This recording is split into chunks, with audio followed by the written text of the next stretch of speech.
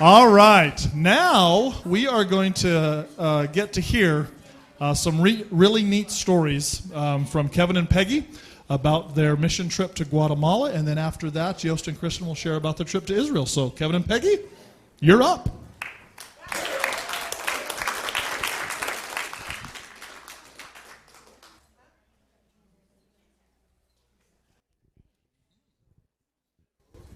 Thank you so much for coming tonight. We just had an awesome trip. What were the dates of our trip, Kevin? It was February 27th through March 9th. Yeah.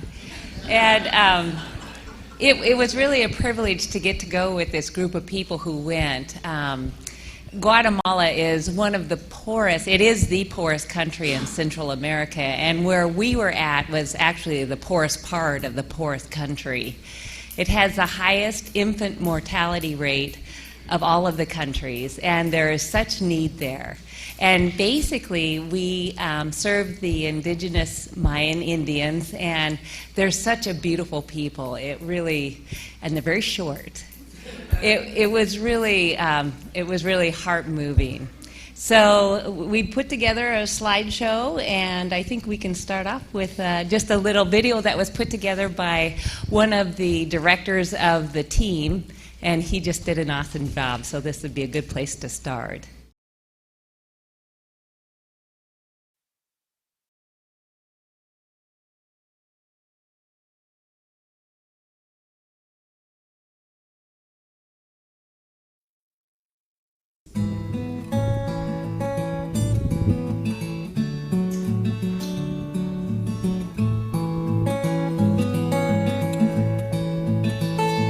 We are passing this world on to our kids.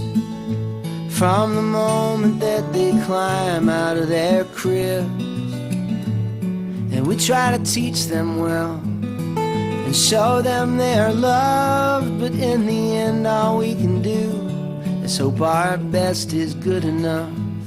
For they'll witness how this life can be so beautiful and cruel. We can't shelter them forever, but if we show them all the tools, they might leave this place in a little better shape than me and you. We are only passing through, passing through, passing through, passing through. We are only passing through, passing through, passing through. We are only passing through. And we've been watching this world from our living rooms. And it's been near 40 years since we walked on the moon. And this big blue ball keeps shrinking, and I don't know if that's good, but for better or for worse, now this whole world's our neighborhood. And there's no place left to run to where you can stay above the fray. We all need to learn to get along and not just get our way. Not only for each other, but for our children's children too. We are only passing through, passing through, passing through. We are only passing through, passing through, passing through. We are only passing through.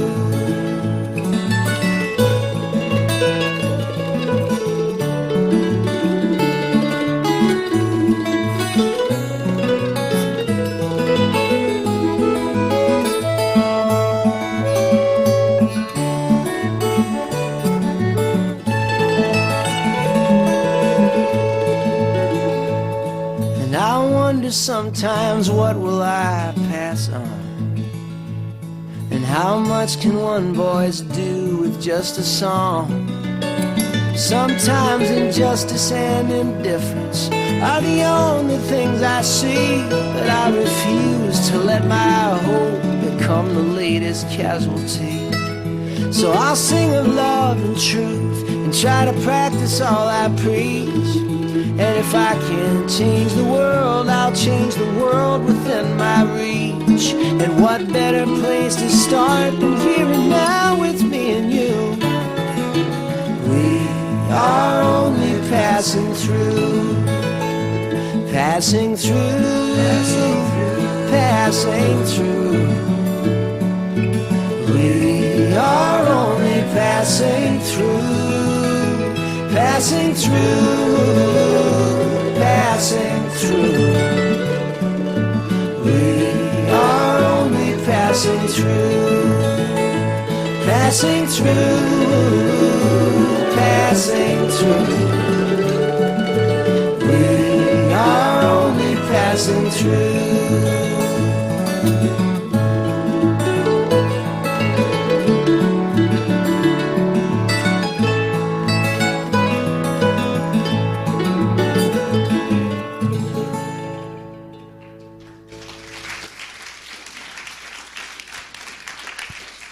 That song is just so perfect, isn't it, for something like this? The hospital we were at was actually built in the 80s.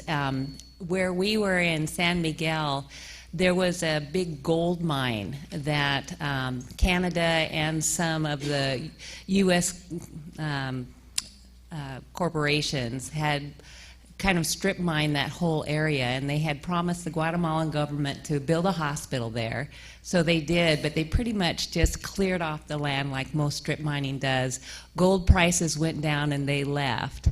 And the Mayan Indians in that area complained that their land was being ruined, and so the government told them, well, this is your hospital, you fund it, and they don't have any money. So essentially that facility is open. It's staffed by 2 certified nursing assistants and an occasional American doctor that comes through very rarely, and it's for prenatal kind of care. In the town of San Miguel, it's around 40,000 people in all the area. On the other end of town, there's a little ultrasound clinic that is also funded by an out-of-country, I think it's the U.S., and it's for prenatal care, but the monies are going to run out for that. So what was so cool is when you saw the lines of people outside the gates, that was like that every day we were there. So it was pretty cool. 3 years ago, when Mom and Taylor and I went, I talked to Taylor and I gave a presentation on the medical part, so I'm not going to spend a lot of time on that. I worked in surgery, and Kevin worked on the Stover crew. So most of this talk tonight is going to be Kevin's talk. But we've got just a few pictures of... that's the 2 of us at Portland, PDX. When we got on the plane, we carried 1 suitcase, and that had your sleeping bag, pillows, scrubs for the week, work boots, clothes, everything else. We had 1 bag that you check in, and then you checked in a medical bag. So we took all of the pharmacy equipment and supplies that we needed. In country, there is a group, Helps International, that has what they call bodega, and they store all of our operating room tables, anesthesia machines, all of that. So that's all in country. And we were able to, when we left, Kevin will show you a picture of it, store it all in one of the new Pentecostal churches in San Miguel. And so that'll be great. We're planning on going back next year, so everything will be right there. So on our way.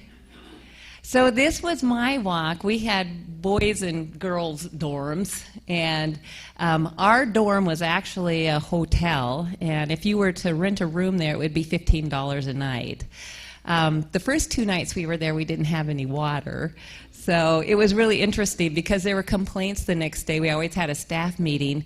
Well, you shouldn't talk so loud going back to the hotel because down in the courtyard they can hear you. And someone said, someone may throw a bucket of water on you. And then the response was, at least you'll get a shower that night. So we had about a half mile walk. This is real typical. The most common surgery we did was hernia repair. And you can see at a young age, they're packing a lot of stuff, especially when you get to look at some of the trails and things where Kevin is. That's the only way in and out of where these folks live, and everything is packed on your back. And for years and years, and still right now, as packing firewood takes up about 3 hours of a woman's day, is obtaining firewood, maintaining a fire. And so with Kevin's the stove crew, it opened up about 3 hours a day for the women in the house that got that. So we did have overhead lights in the suites. We actually had 4 rooms that we worked in. They were separated by curtains. But we started surgery the first day at 9:15 in the morning. By 9:30, the power went out. So all of the surgeons, this is a scrub tech, wore headlights because you couldn't count it. When the power went out, the suction quit, the autoclaves quit, the cautery quit. The anesthesia machines had a backup generator, so the patient was safe. But any of that accessory stuff, we didn't have. So I had a little pin light. Dr. Lynch left the table, so he couldn't see very well, so I just pulled that out, and I was his operating room light. This was my oldest patient. He was just a sweet man. He was 88 years old. And guess what kind of surgery he came in to have? A hernia repair. And this is just a look at our, as you can see, all but one of these is for a hernia repair. This was my youngest patient, and she had yeah. I think there's some congenital defects as well, but still, we did a lot of hernias. Aren't those Guatemalan kids so cute? Yeah. So this just shows the overhead light of him working. All right, Kevin.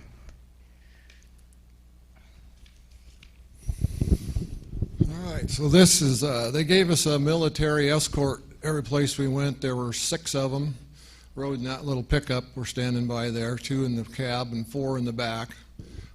They're young men. They were armed, and 4 of them. 2 of them stayed at the hospital, and 2 of them stayed armed at each of the hotels that the women stayed in. And the other 2, because of the Civil War that they had in the 80s and 90s, actually went out with us and installed stoves to kind of say, hey, we're the military's not the bad guys anymore. And so it's kind of a neat deal. And also our little gal that we sponsor, they sent us a prayer card, and where is it? Praise.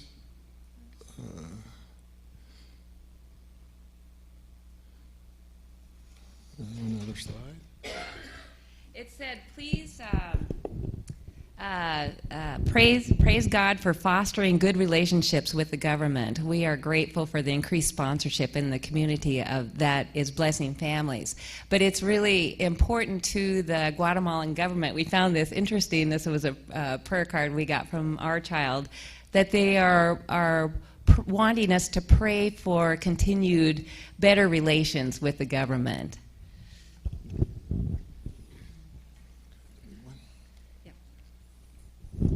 All right, so this, after an 8-hour trip you travel all day. We left midnight Portland. We got into Guatemala City at noon the next day. We spent the night in Guatemala City, and then the next morning we left early for San Miguel. I always got to look on how to pronounce that last word. Is a tough one. Ixtahuacan. So we'll just say San Miguel.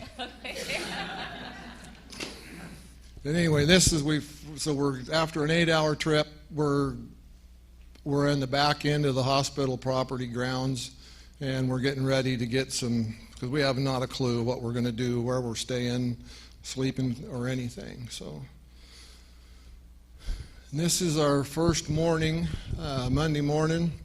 we've been on a bus and we rid, it was either 45 minutes to an hour outside of the town, and it's like going up Highway 38 and then going up Wells Creek, another, one-lane blacktop road, and then you take a gravel road off of that. It's real steep. Most of the time you seem to be in first gear in the bus that we were in, and there are also places that I stayed with the bus the whole week, but there were teams that we would drop off and they could only get in by pickup. They couldn't get the bus on the roads. So this was a typical meet and greet. We get to the site or the area that we're going to install stoves, and so our translators talk with the guy in the foreground with the white cowboy hat. He was called the mayor for the community. And then we can see we've got our supplies laid out there. Most houses there are built out of adobe brick. So here they are drying in the sun, and they're made with mud and long pine needles. They have a type of pine tree there that has needles 8 to 10 inches long. So instead of making their adobe with grass, they make it with pine needles. And then, so our first day, again, you don't have a clue how far you're going, where you're going. You load up your tools, you carry some spare parts for the stoves because they get broken in shipment. And so we started walking, and it's the mountainous area we were in was 5,000 to 7,000 feet in elevation. And so it's a lot like eastern Oregon, and you get great big steep mountains. It's a long way from one ridge top to the other, and it's a lot like elk hunting. And the lady that looks like she's sitting on her rear end, she is for her second time that day. It was steep. She had tennis shoes on instead of boots, and I think that kind of helped. But yeah, you just trudge your way through there. And so from the time we left the school up on top of the ridge to get to this house was somewhere between a quarter and a half a mile, and we're walking through their coffee fields there. That's the neighbor across the canyon. You can see it's a gravel road that a vehicle can drive on in the bottom, and who would put a house up there that you have to zigzag? That is very steep. Anytime you see that many cutbacks in a trail, that is steep ground. So and so we're going to a place like that only on the other side of the canyon, and we got to walk downhill to it. And that's their house. So this is the first stove I installed. This is called a nixtamala, and which actually refers to the process of how they cook the corn. So this stove is developed. They'll put a big pot on there, 5-10 gallon pot on there full of corn and water, and instead of milling or grinding their corn, they cook it until it turns into a mush and then make their tortillas out of that. So that's the method they use. And this stove is called a plancha, which the plancha means a flat surface, and this one's mainly to cook right on. That is a grill, so they cook their tortillas on there, fry eggs on there, but you can also put a pot on there too. This stove, from an open 3-stone fire, saves them about 70% in the amount of wood they're going to burn. And it's almost like, by the time we get done doing this, it's almost like they can come in and turn a switch and start cooking compared to starting an open fire, and so in 10 minutes they can be cooking their tortillas and eggs. In 30 minutes you can boil a pot of water instead of 2 hours. So it's like Peggy said, it saves them a tremendous amount of time in gathering wood. For every month the stove is in service, it saves a tree, besides all their labor. Oh yeah, once we get a stove installed and they instruct them on how to use it and whatnot. Judy Tarlow, our stover leader, we were sitting outside eating lunch, and she says, "I just love that sound." And I thought, well, what are you talking about? Well, you could hear the homemaker in there patting her tortillas flat and slap, slap, slap, slap, slap, slap, and then putting them on the stove. And so that was a neat sound. So yeah, this stove here is made to put a great big pot of water and corn on and cook it down until it's mush. And sometimes we put the stoves, most of the time the plancha stoves went inside. A lot of the times the Nesta Mila stoves went inside or outside, whatever they wanted to do. So here's the new owners getting instruction on how to run the stove. The kid in the far left back there with the hat on, he was our interpreter, Danny, a good hard-working kid. This gal, this stove here is called a government stove, in which the government gave them the money and went in, and it's better than an open 3-stone fire, but still very inefficient. It takes about 50 pounds of wood a day to run it. It does have a stovepipe, but there's still a lot of smoke in that house as we were working in there, and it's very hot. She was cooking, she was frying eggs. She just kept frying eggs, and then she was frying tortillas also. And so after we finished our installation, we sat down and had a fried egg and tortilla sandwich with her. So that was kind of cool. And she put on her best tablecloth. Most folks won't even have a tablecloth, so they were probably more fortunate than a lot of them. You do a lot of ducking there. Most doorways hit me right here about the nose. They are short people, man, I'll tell you. And this guy here, Greg, he worked with me all week, and he was about 2 inches taller than I. So he had you can see the little guy there in the background, the homeowner. Not all the roofs were tin. A lot of them were this tile roof. This is a typical kitchen. They've got a table, lots of pots for water. You can see the pots on the floor are full of corn. You can see that black hose there. This one I think 2 of the homes out of the 22 I was in during the week had what you would call some sort of plumbing, which would be a black poly pipe run up the hill to a spring or a creek or something. And they would have a hole in their adobe wall so they could either stick the hose inside or outside. There's no wastewater plumbing whatsoever. All the pots get thrown out, the water gets thrown outside. It's all pit toilets. Most places would have a table and a bed, but there's no cupboards. There's no closets with clothes. There's no extra shoes around. They're just pretty much what they have on their body is what they have. And so 2 of them had running water into the homes. The other 22 used some of those types of vessels to pack water to their house from whatever distance. There they're drying some coffee. In this region, they either grow coffee or they grow corn. And there's some more coffee drying. This is some kind of a bread oven. Notice how black the walls are inside there. So that's from burning years and years and years of open fires and all the smoke that's been in that house. So, and of course, being an electrician, this is always curious. This is some of their fine electrical work. So, I don't know, a third to half of the houses had power to them.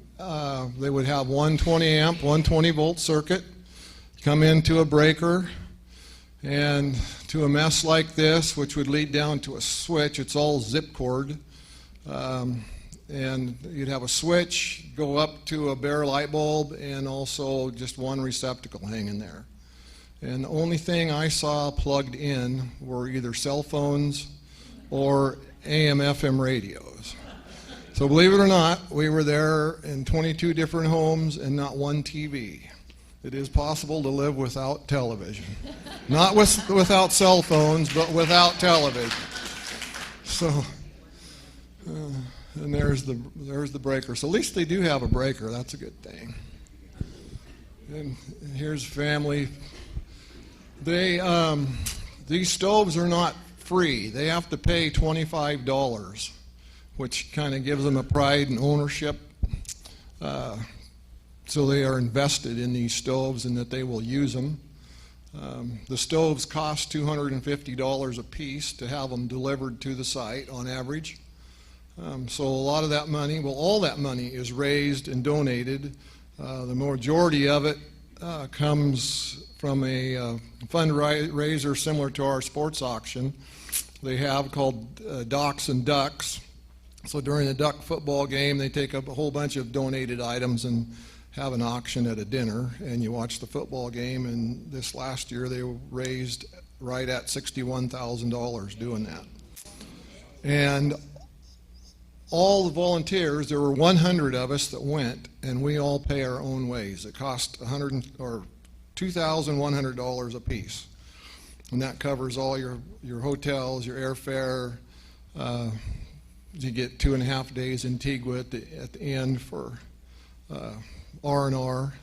So, you know, everybody that goes funds their own way, and all the money ends up going to where it's supposed to go. You know, there's not some rich president siphoning off the top. So that's real cool about this organization. One thing I was kind of disappointed was I did not see anybody weaving cloth like people have in the past. And what seems to be happening is that Walmart clothes are more affordable to them and a lot less time consuming than, you know, creating their own clothes by weaving their own fabric and stuff. So that's probably an art that's going to go away, except for what they'll have in tourist towns to sell to us. So, and there's some more adobe bricks out drying in the sun. This is what we saw every morning leaving. We'd leave, well, I should tell you, as a stover, which, you know, Peggy's got her t-shirt here, but she's a medical stuff. If you're really cool, it says stover on the back of your shirt. They're the cool people on the trip. And we get to go out and see things. You're not stuck in the compound all day long. So I got up at 6 o'clock every morning. Breakfast was at 6:30. You meet in the tool room at 7:15, on the bus by 7:30, drive 45 minutes to an hour to get to where our work area was.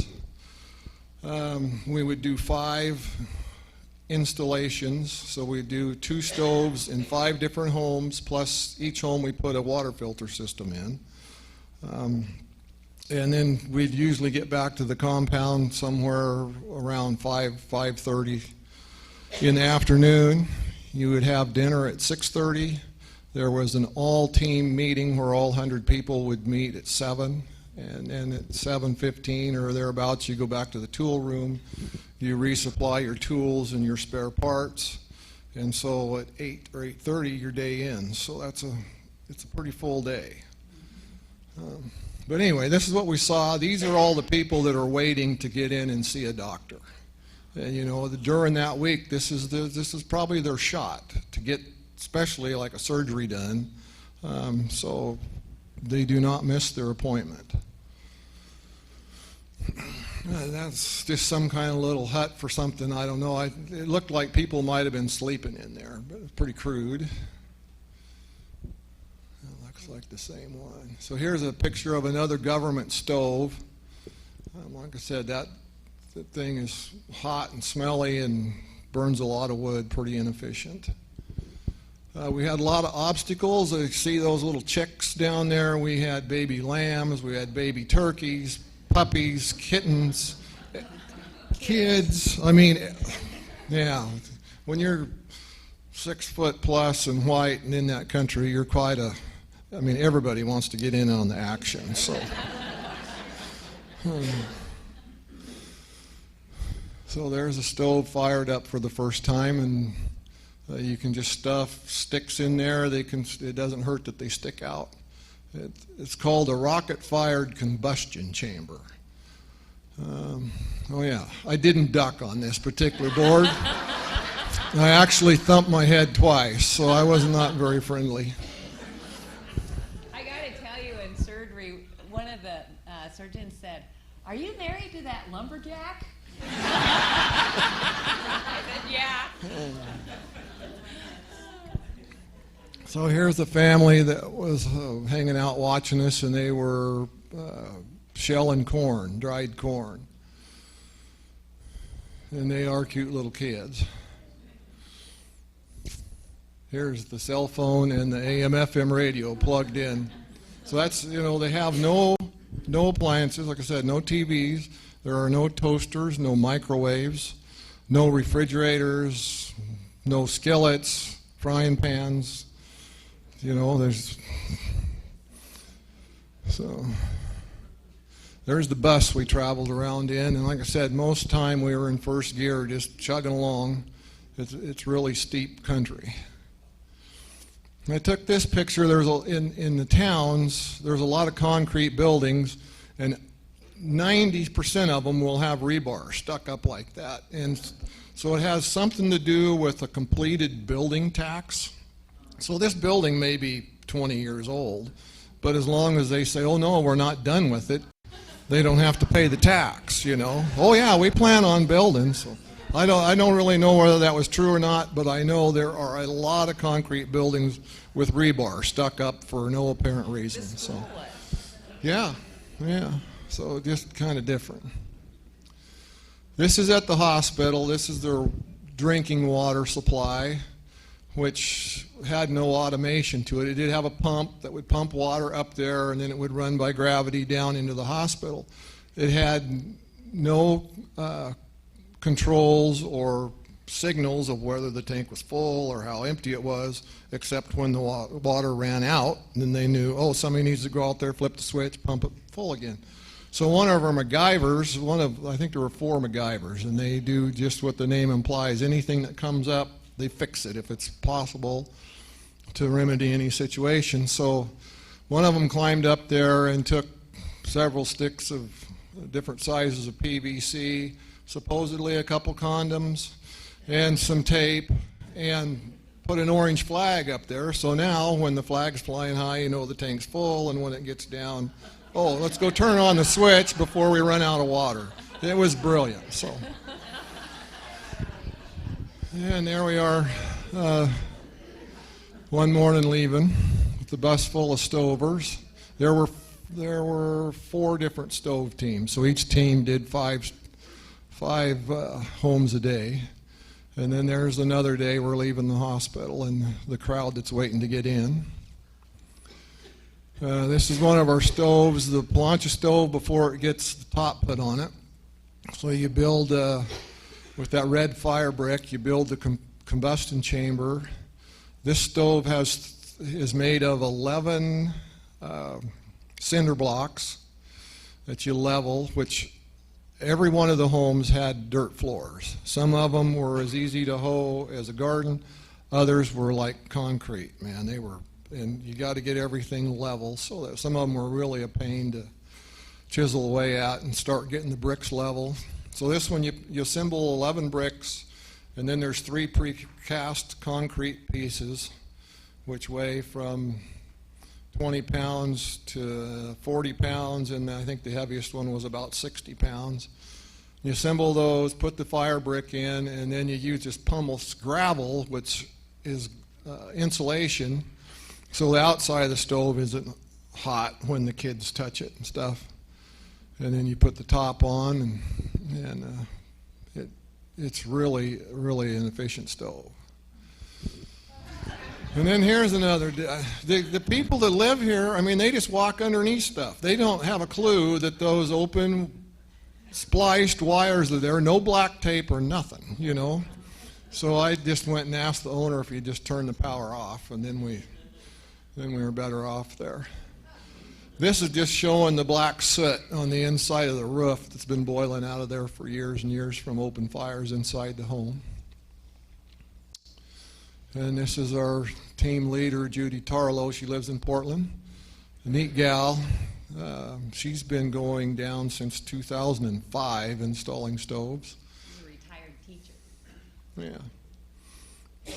And if you watch for her on Blazers games, she's got a seat 5 rows back behind the bench. So, but here she had the interest of one of the kids.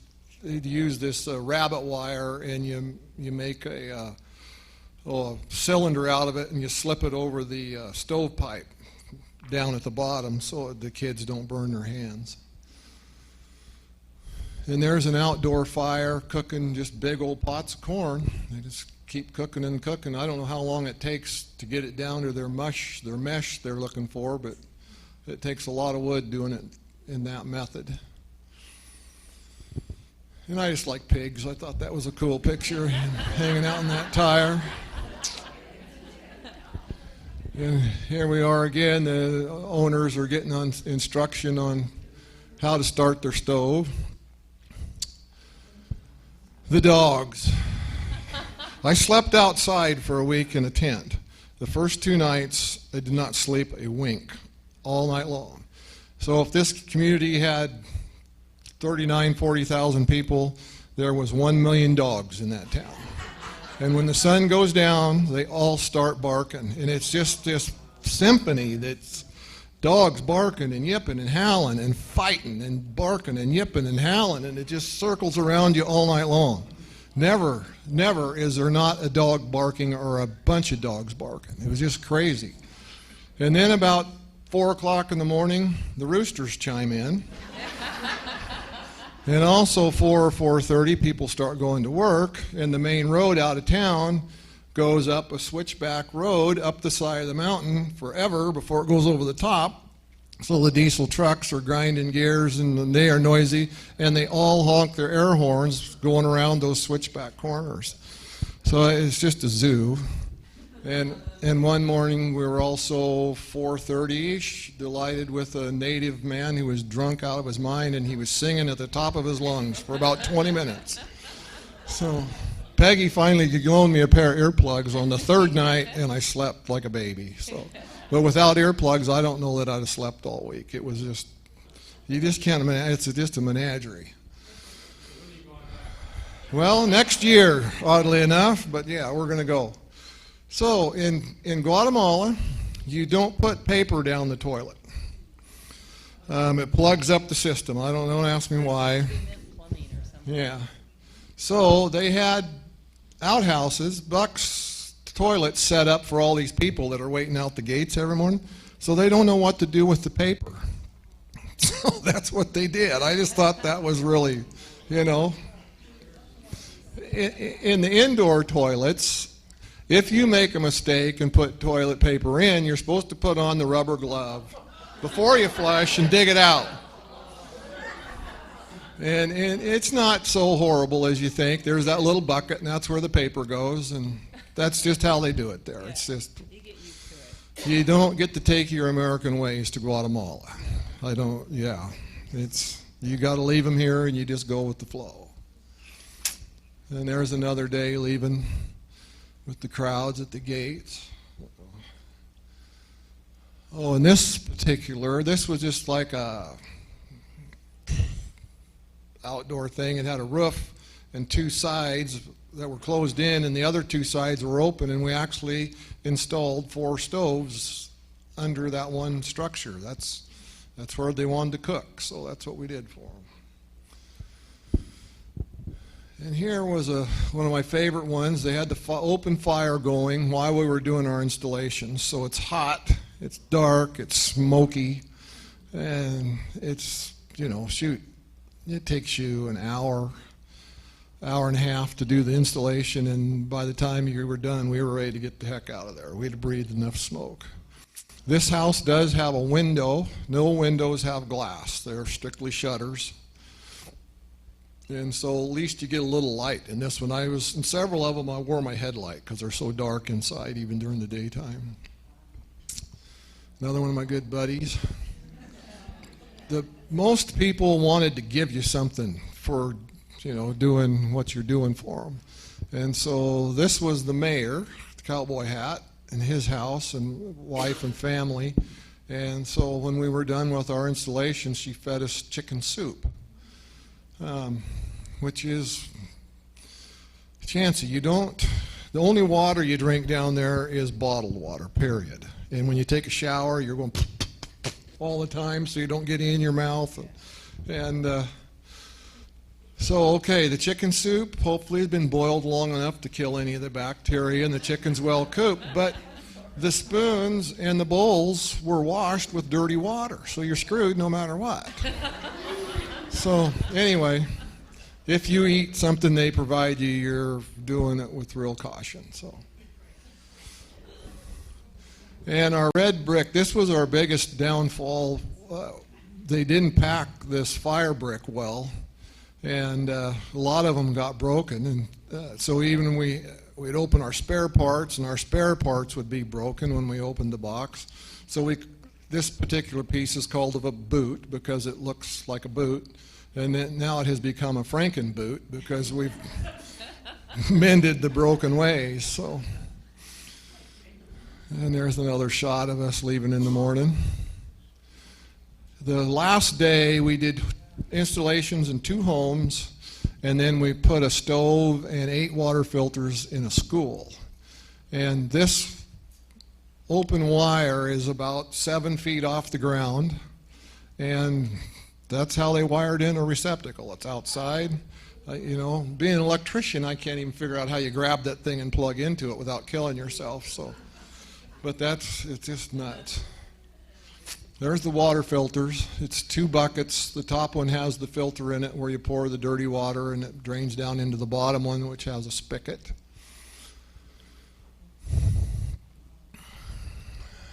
Oh, and at the school, right in the middle of walking down a sidewalk, just like right out here, walking down the side, here's this piece of metal hanging down. And nobody knows it's there except for Americans. So everybody else walks underneath the thing. And it's just nuts. That stuff would just, and also they're building a new school right next to this thing, and there's a sidewalk that has a 6-foot drop off, and it's about 3 feet over to the new building with rebar sticking out of it, and there's no protection, no flagging, nothing. It's it's just different there. So here's the children. They were working on a song. So their native language is MAM, M-A-M. And so this little song, our translators were talking to the school teachers. So the top right is in MAM, the bottom is Spanish, and then converted to English. And so pretty much every house we went to, that's how the conversations had to go for us to translate to the homeowner. We'd ask a question in English, translator would translate it to Spanish and or mom, and it was quite a process. And then the school kids put on a little show for us. That shows those long pine needles. I don't know why they had them strung around all over the floor, but they did. But that's what they make their adobe brick out of. And they just put a little performance on. And then the Guatemalans, if they have a lumber rack or whatever you want to call this on the back of the pickup, if they have anything, it is dolled up with all the fancy stuff. Nothing's plain. So I just took a picture of that. And then this is the last Sunday we were there, and everything, or Saturday actually, everything gets packed up, and this is a pretty good sized room. It's probably 30 by 30 with a 14-foot ceiling, and we had it packed pretty full with all the stuff we took out of the hospital, and it'll spend the year there until we go back next year and lug it all back and unpack it. Oops. So then after you work your week and get everything put away, you get to go to Antigua, which is a pretty cool city, and have R&R for 2.5 days. And this was the week before Easter. So they start their festivities working up towards Easter, and this float, I don't know, it's 40 feet long. It had to have at least 100 men underneath of it packing the thing. And, I mean, they made it dance and swoop and sway, and everybody was dressed in purple. And then... He was a good shopper.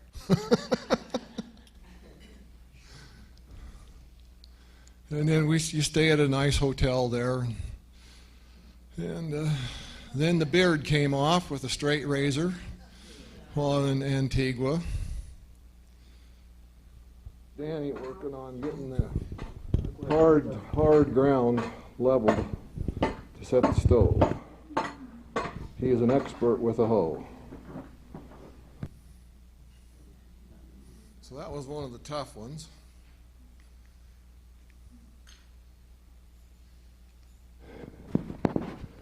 Right now I want to put out a big thank you to my spin classmates, and especially Shelley for kicking my butt several times a week and making me do that hover race, because right now it is paying off.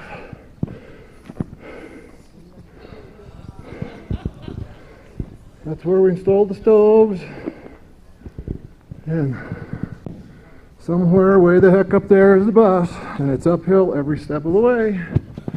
Here we go.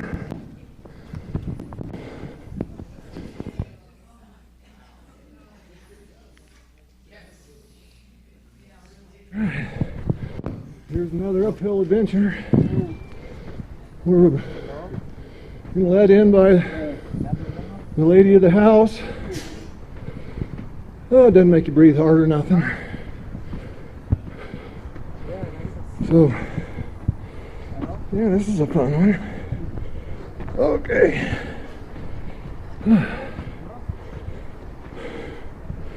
All right. Let's hope that's the house up there. Signing off.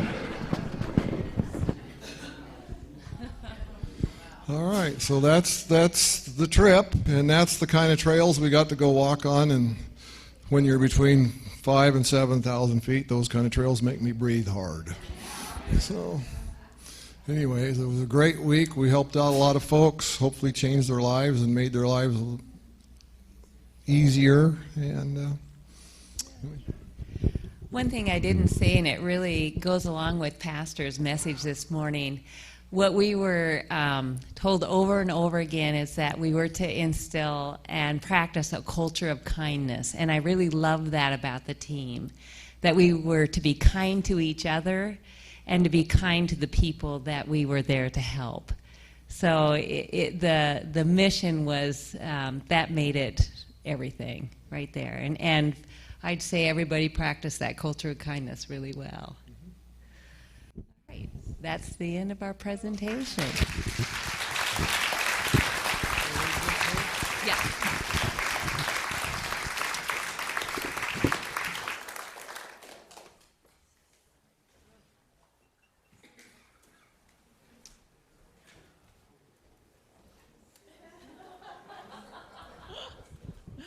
I think Kevin's out of shape. Yeah, we could have done that no problem, right? Are you kidding me? Yeah. Yeah, that'd be great. Well, thank you, Kevin and Peggy. That was so fun to hear the story of your adventures. And we are really honored to follow Kevin and Peggy tonight, and very, very proud of what they were able to do for the folks that they served in Guatemala. We just think that's awesome how you guys were able to be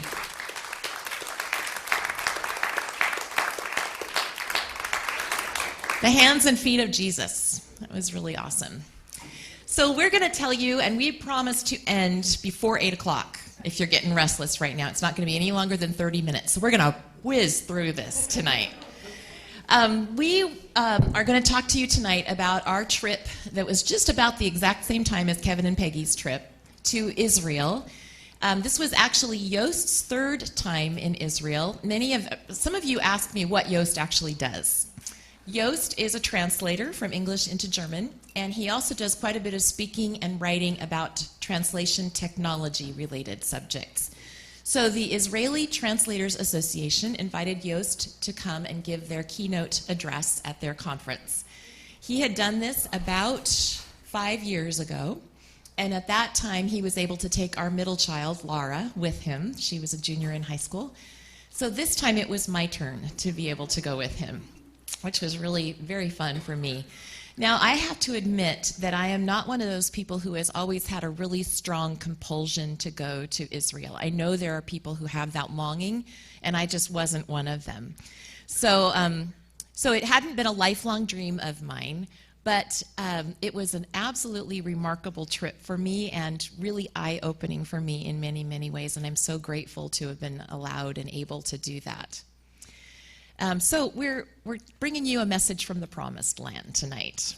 And some of you may have heard part of this already if you were at Vespers when I shared about that 4 days after we returned.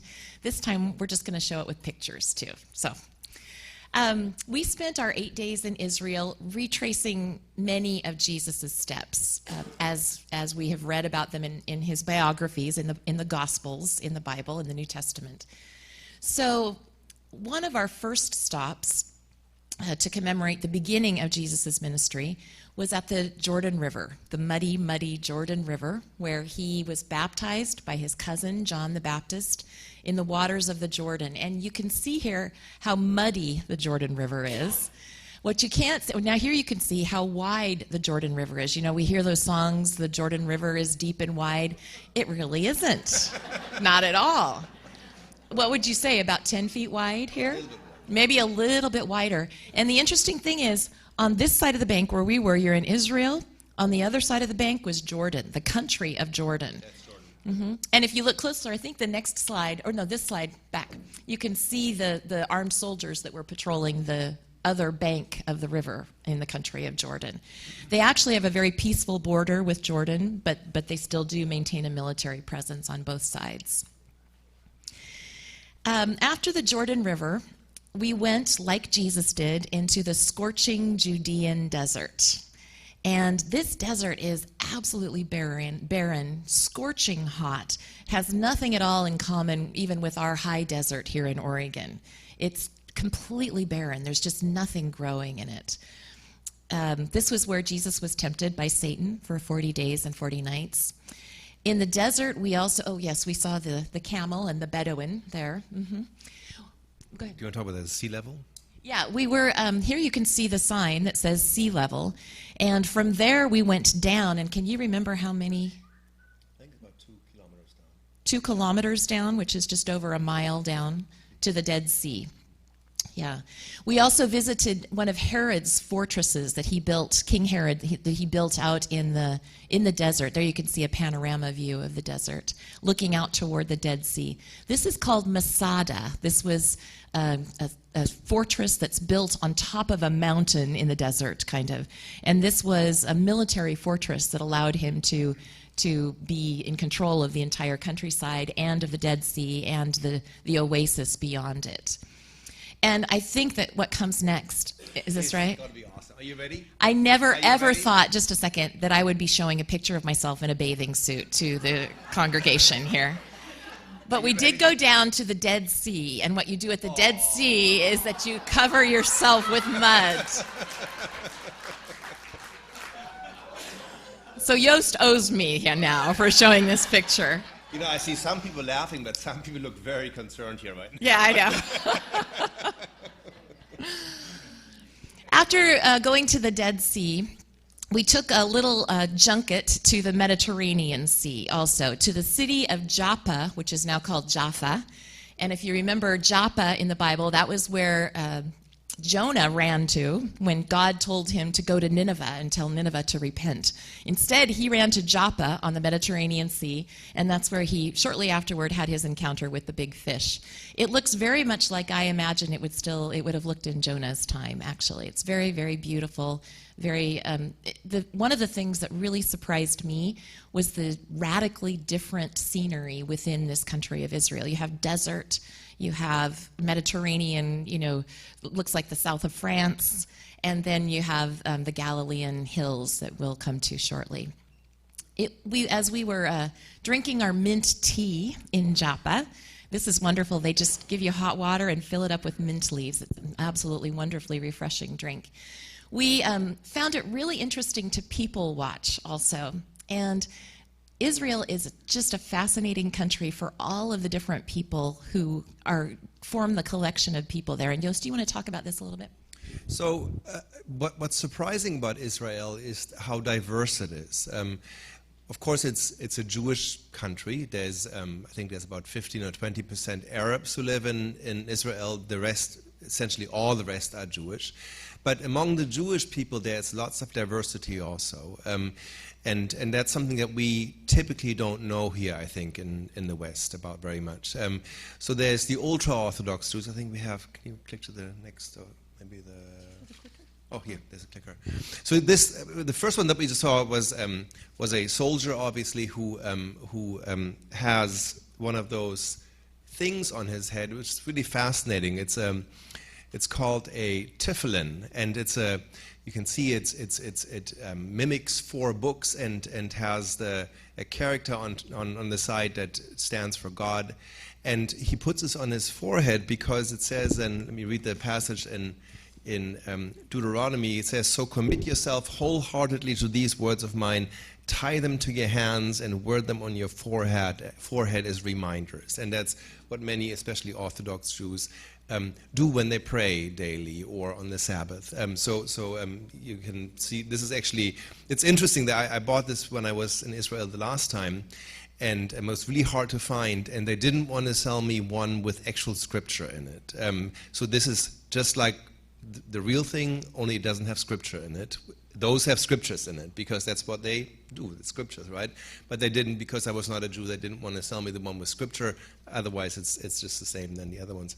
But there's many other. Here, these are Yemenite Jews. You can see, very dark-skinned and very different traditions. And lastly, you can see in the next picture, those are the ultra-Orthodox Jews that you see a lot of, for instance, on the East Coast in America also. And you can see I like this picture because it sort of talks about the conflict that's happening. You see these young women, very modern, obviously, and you see the disdain that the ultra-Orthodox Jews have for these young women.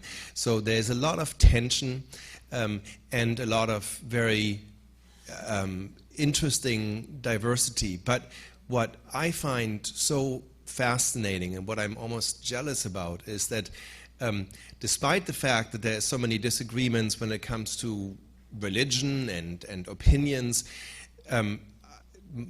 most, if not all, Jews have this really strong sense of belonging to their people that we don't have, because it transcends nationality for sure. I mean, the Jews are still, there is a Jewish homeland now, but there's still people in diaspora. There's Jews everywhere, but all of them have this really, really deep-seated knowledge that they are the Jews and they are together the Jews, and it's something that is probably unique. There's no other group in the world that has that kind of sense of belonging, and it's really beautiful, I think.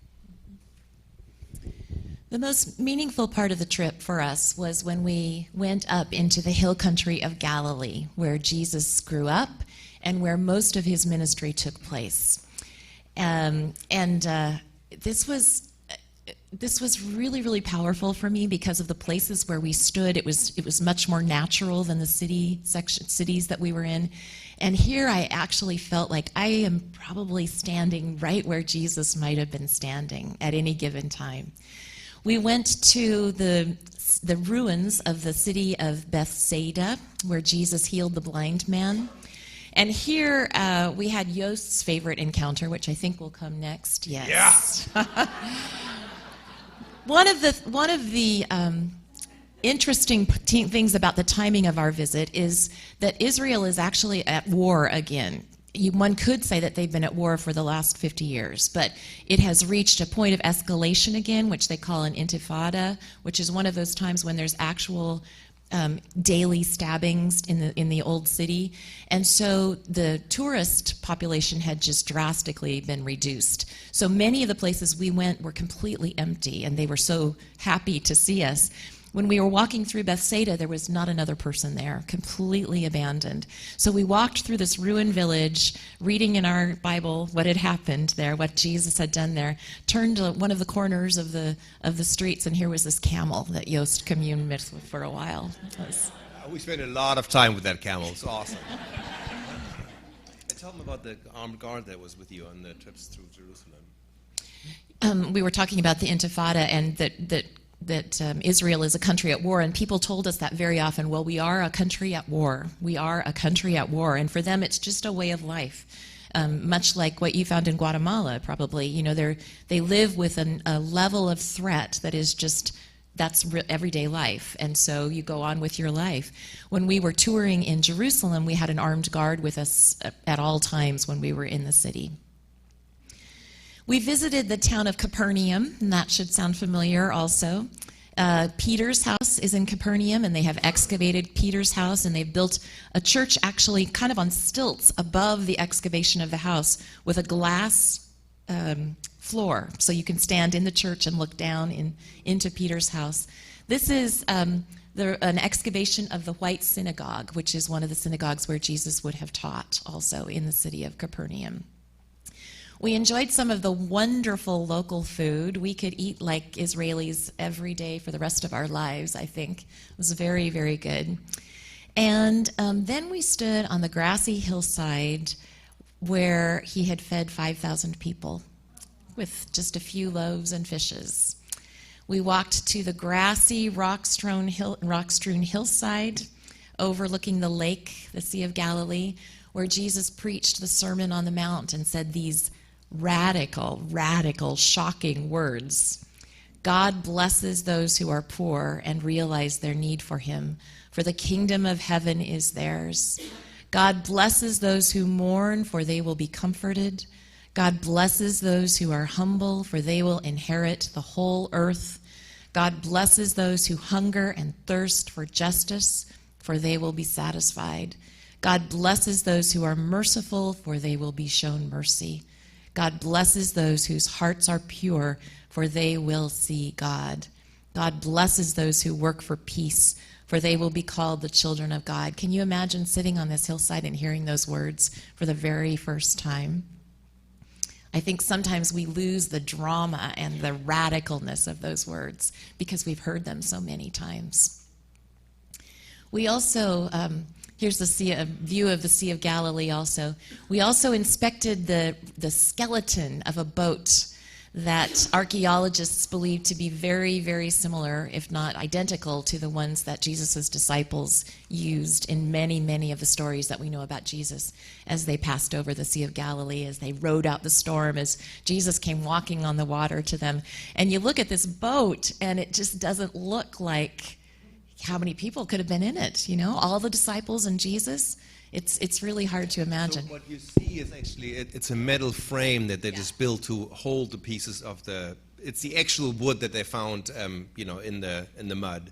And so what you see, the metal looking stuff is actually not part of the boat. It's just to hold the boat. Because it's really just a skeleton now that they've been able to put back together.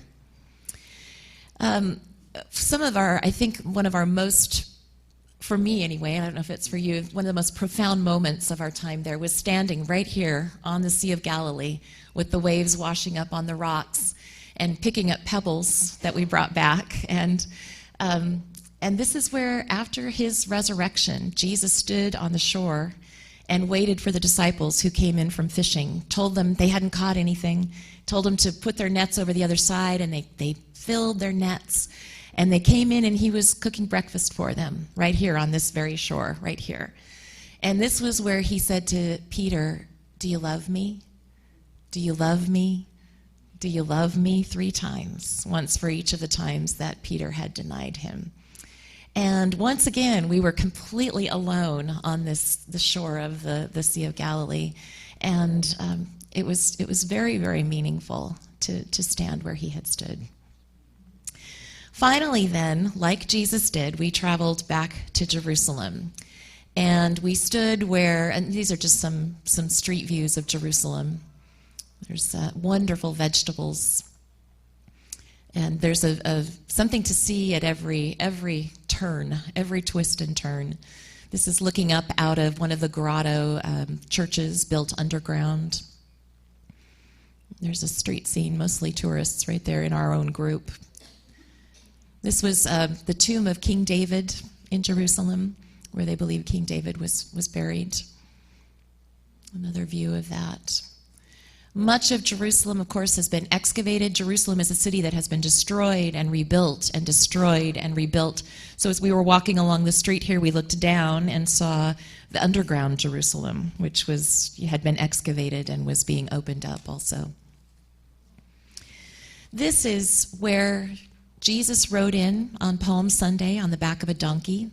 He rode down the Mount of Olives, and he stood here and he looked across the Kidron Valley and over to Jerusalem, to the city of Jerusalem. And what you see in front of you there are all of the Jewish tombs down below.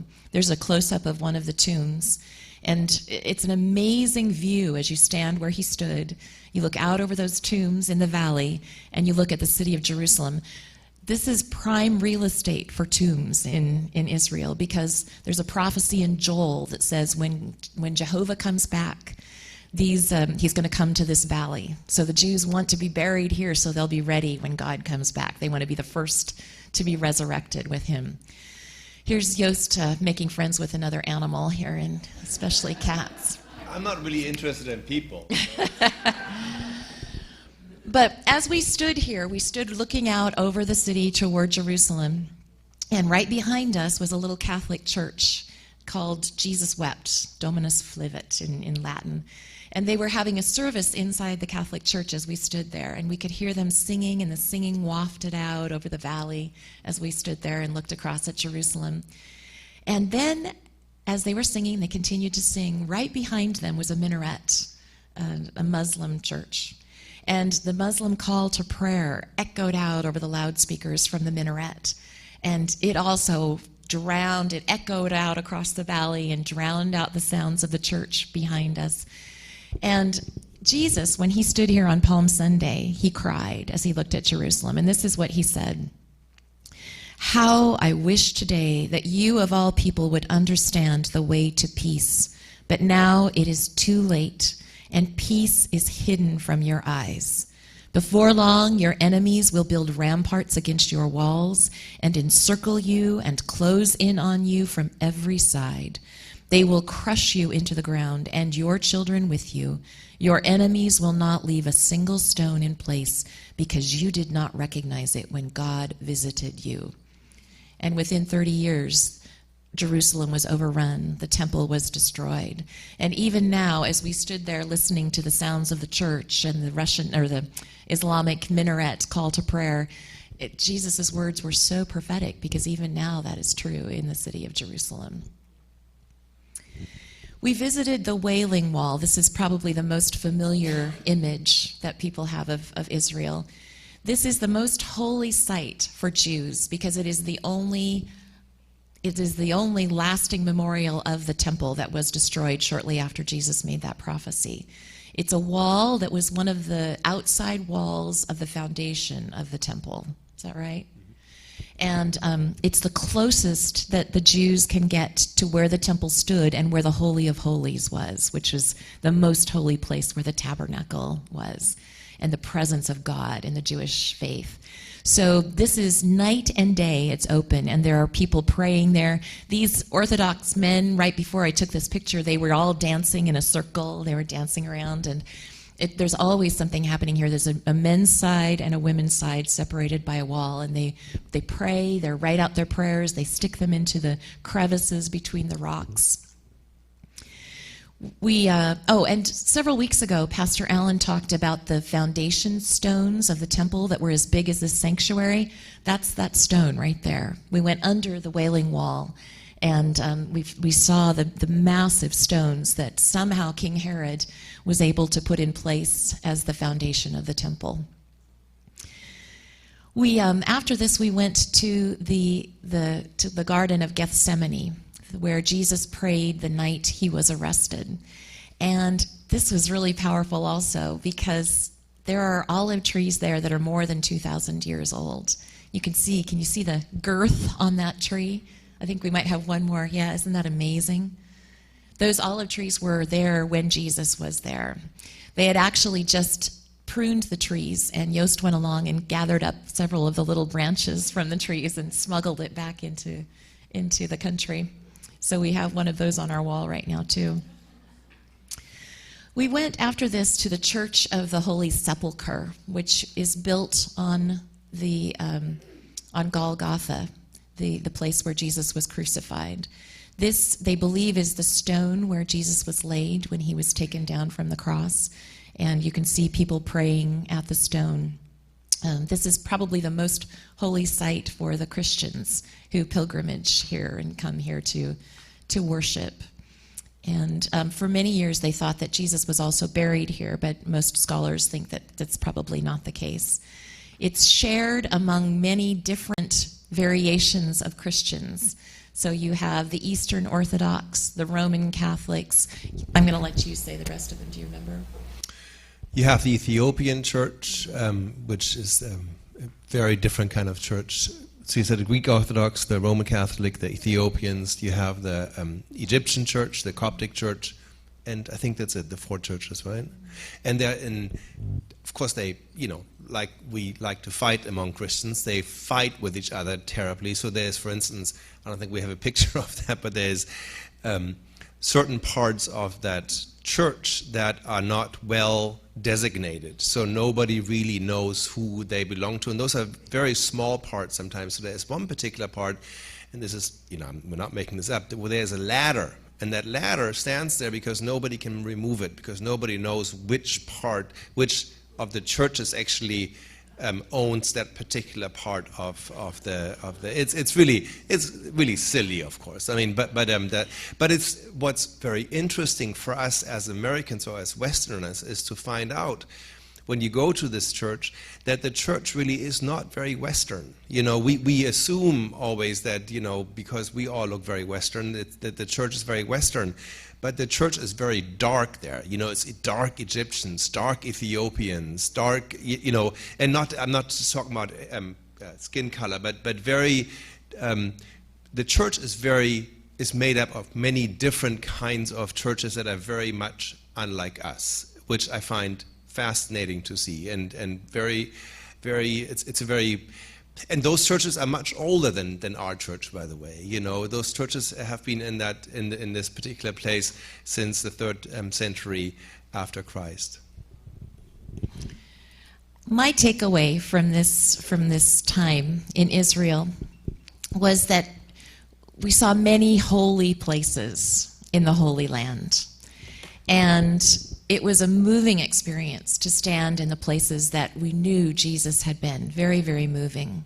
And to see the same sights that he had seen. But I came away absolutely convinced that because we believe in Christ, who died and rose again to forgive our sins, and because we receive the gift of the Holy Spirit that he promised us, that we ourselves are far more holy than any of the holy sites in the Holy Land. I just firmly believe that. 1 Corinthians 3:16 says, "Don't you realize that all of you together are the temple of God, and that the Holy Spirit of God lives in you?" And that is just a mind-boggling thought. The creator of the universe, God Almighty, has made us his temple and placed his Spirit inside us. Can you grasp that? It is just absolutely amazing. That's why there is no commandment in the Bible to make a pilgrimage to Mecca or to Jerusalem, like the Muslims need to make to Mecca. There just isn't. We don't have to go to find a holy place somewhere because God has placed his Holy Spirit inside each of us. far more holy than any place in the Holy Land.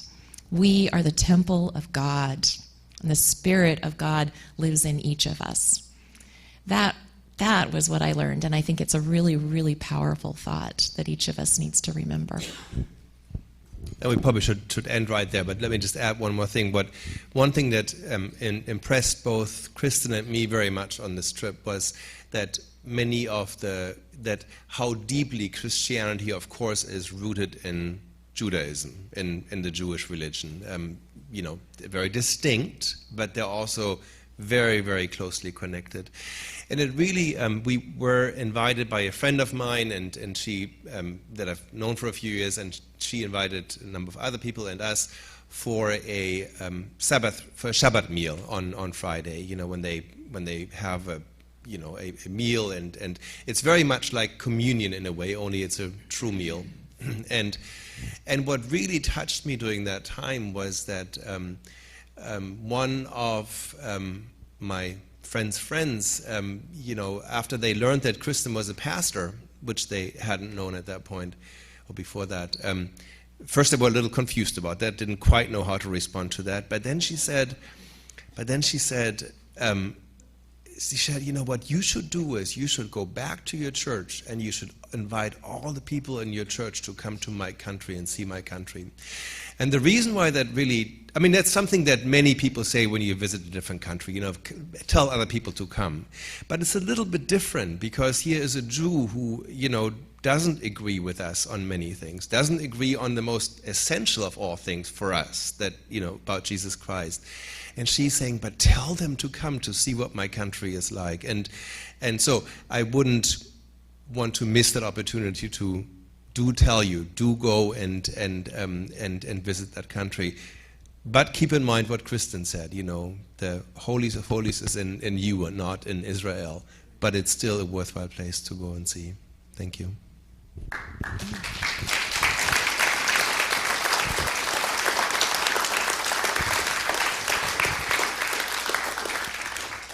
I want to thank you all so much for coming tonight, and I have to say how absolutely overwhelmed I am, and we all are who are involved with the youth, by your generosity tonight.